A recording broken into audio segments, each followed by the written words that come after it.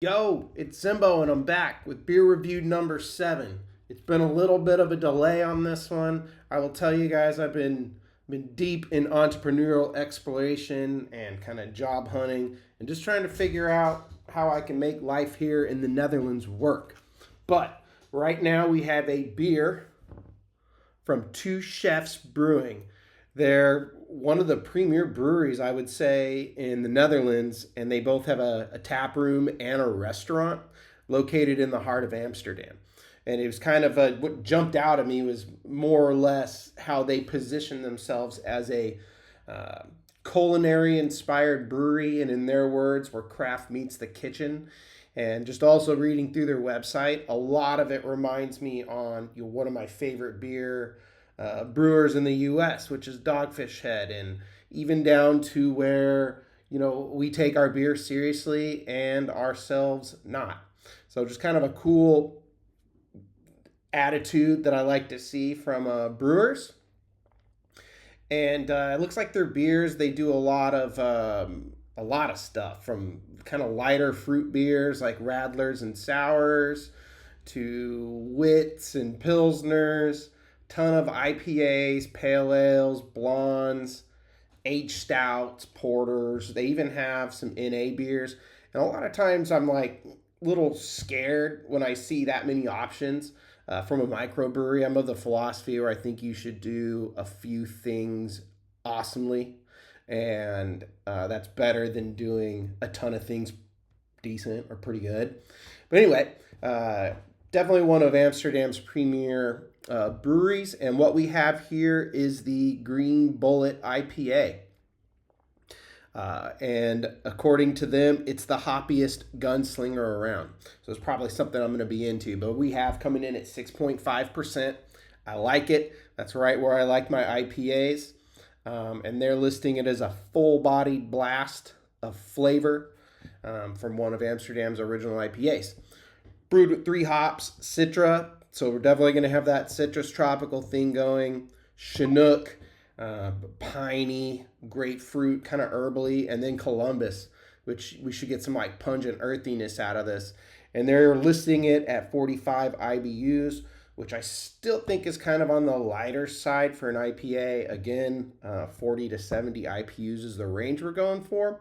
But I'm excited about this bad boy, and I love the can. So let's crack her open. Up.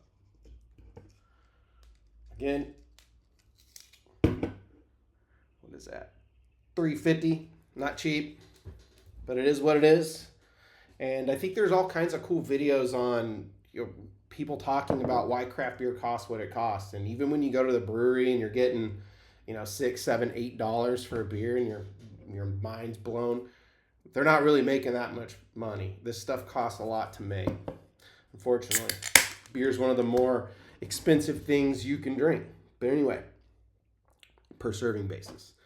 Let's pour her out. Oh yeah, nice color. I'm liking that.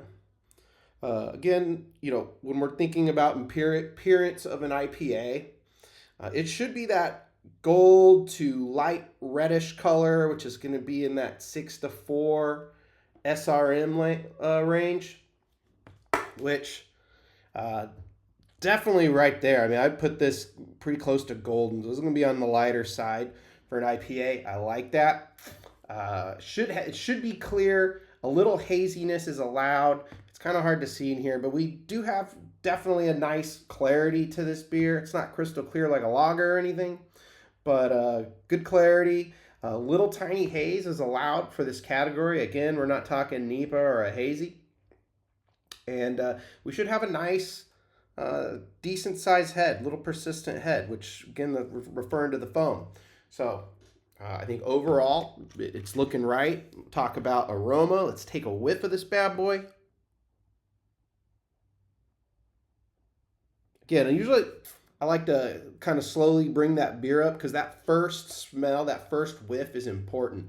That's when it's going to be the strongest. As an animal, our bodies are, we're adapted to smell poison and kind of crazy things before we try it. So your body is going to initially have Go right into that beer. You're going to get everything. You're going to pick it out. Your mind's going to say, okay, it's not poison. So you can go ahead and drink it. And then we'll still have, aromas, but that first sniff is the most important. But usually bring it up and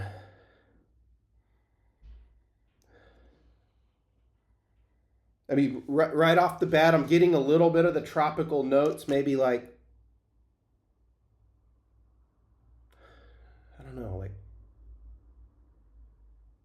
a little passion fruity, just slight with a little bit of citrus to it. I'm definitely picking up the pine from the Chinook, and I love that. Remember, like I'm looking for a liquid Christmas tree a lot of times in my IPA, especially a West Coast, which they don't specifically state West Coast or anything, which is pretty typical. But I find when you're out of a country or somewhere that's not on the West Coast in America, they're gonna tell you like, "Hey, it's West Coast. We're doing that style." But I would probably put this on the West Coast side. It's fairly unique. Columbus, we're definitely getting that pungent, kind of earthy, spicy.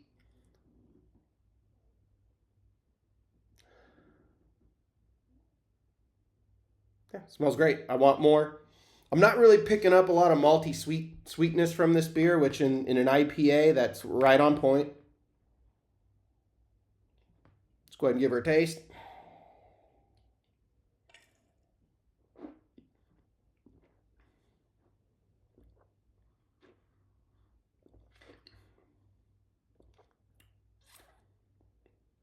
Yeah, the bitterness is the first thing I'm getting, which is surprising for 45 IBUs. Sometimes when I see it on that low side, I'm a little skeptical on whether it's going to have that bitterness that I'm wanting to balance out the malt, but not super malty, just malty enough. And then I think that 45 IBUs is kind of a perfect balance. And,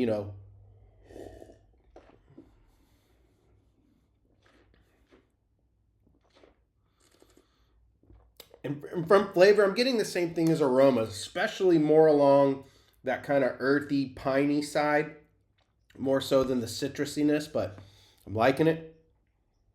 Enough malt.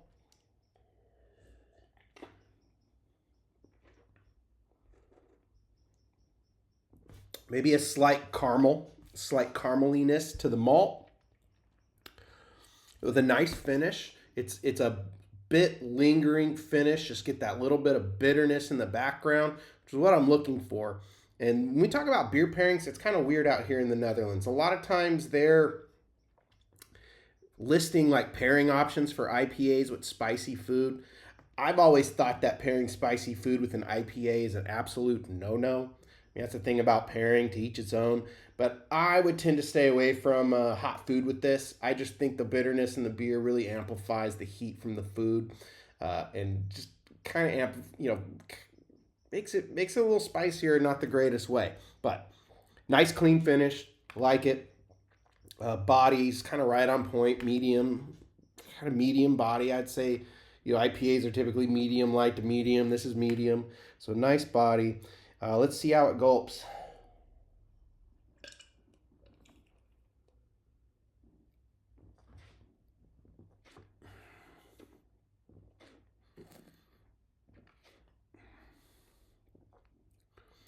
It's gulpable. As long as you're staying away from the spicy chicken wings, I think you could gulp these all night. Your head might be in the right place after a while at 6.5, but hey, that's what we're looking for in an IPA. So cheers and happy drinking. Mm.